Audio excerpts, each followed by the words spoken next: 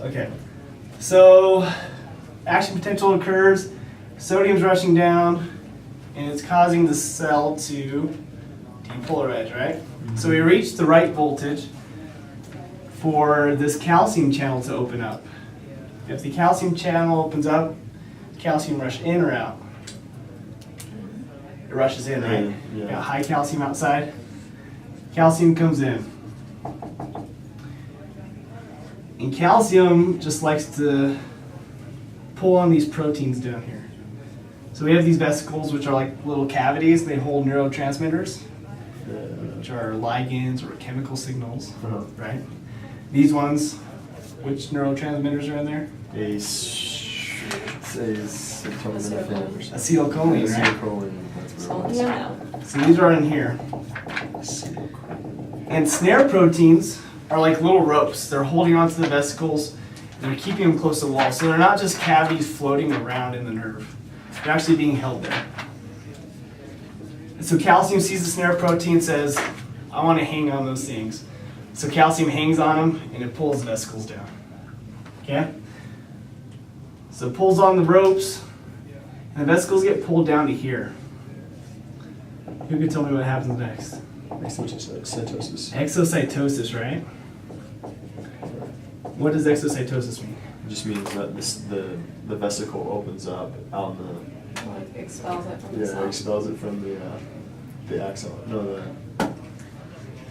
the nerve, right? The nerve, yeah. So acetylcholine gets placed all throughout the synaptic cleft. Presynaptic.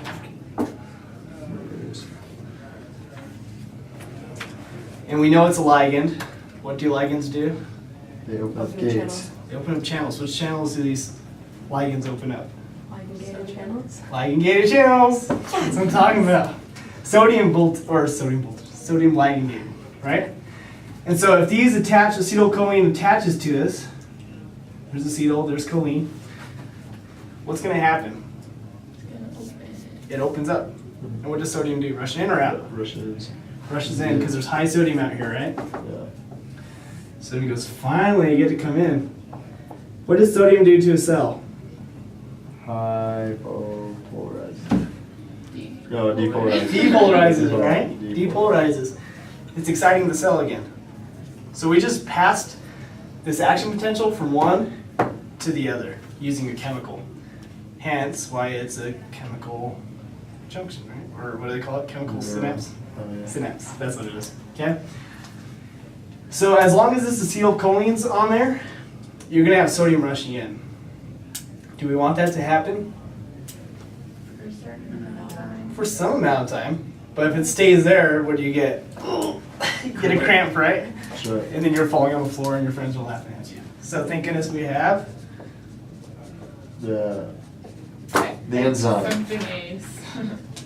acetylcholine esterase, right? Did you just memorize how to spell it? I can remember. That's not important. Continue. Well, I just remember acetylcholine and add esterase. Yeah. Let's get the ester part. So whenever you see ACE, what's the rule? It's an enzyme. Yep. Yeah. So it breaks down. Lactase, right? Yeah. So it breaks down acetylcholine. So acetylcholine esterase comes in, takes acetyl, rips it from choline, so now you have acetic acid, choline. Where does choline go? Back into the Where does this- presynaptic. Yes. Where does acetic acid go? The book doesn't even know. Yeah. It's somewhere in the body. It just kind of confuses me. I've looked for the answer, it's not there. Yeah, so now that's dispersed. So that's going to be happening while everything else is taking place.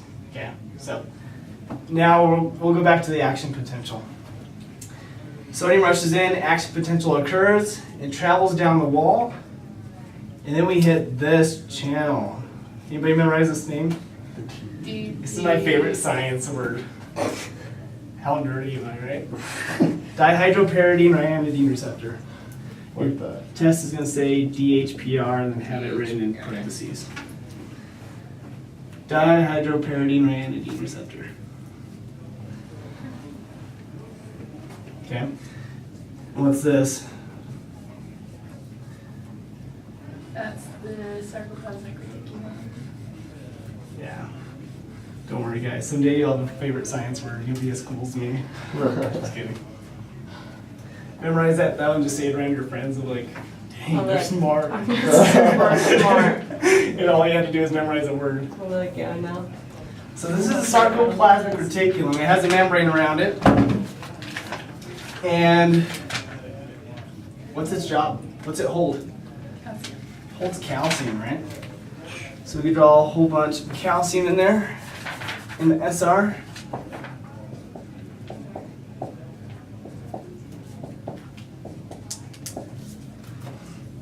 Okay, so the dihydropyridine receptor is voltage gated. Important to know. So as the action potential travels down this tube called the T-tubule, it opens up this channel and it lets calcium out.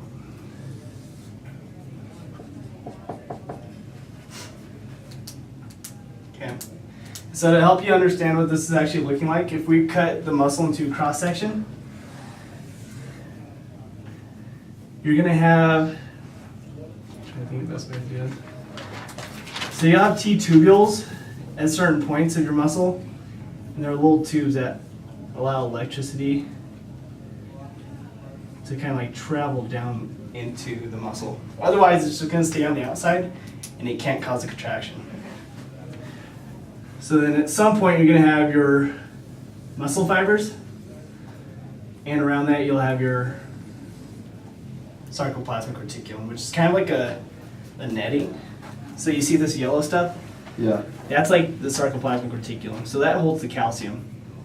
Okay. And so you see these holes along here? Yeah. Those are all holes for T-tubules. So electrical current can travel down this, enter into one of the holes, and open up a DHPR channel. Does that make sense? Yeah. Any questions yet? No? No. It's making sense? Yeah. It's making sense. I Yeah. just gotta remember it all. Yeah, it's not too bad. Once you understand the story, it gets a lot easier. So calcium has a job. Oh, this is where I was going with that. So inside the sarcoplasmic reticulum, like in this area, that's where you have actin and myosin. Okay?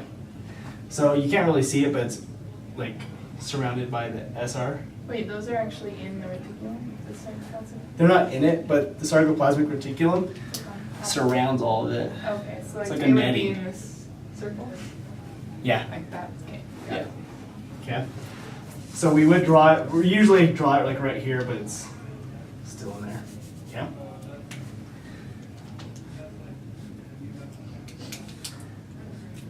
Practice question. Myosin, actin, which one's thin, which one's thick? Oh, like, Actin. Right? Actin is what? Thin? Thin. Myosin is thick. Remember that for the test. okay.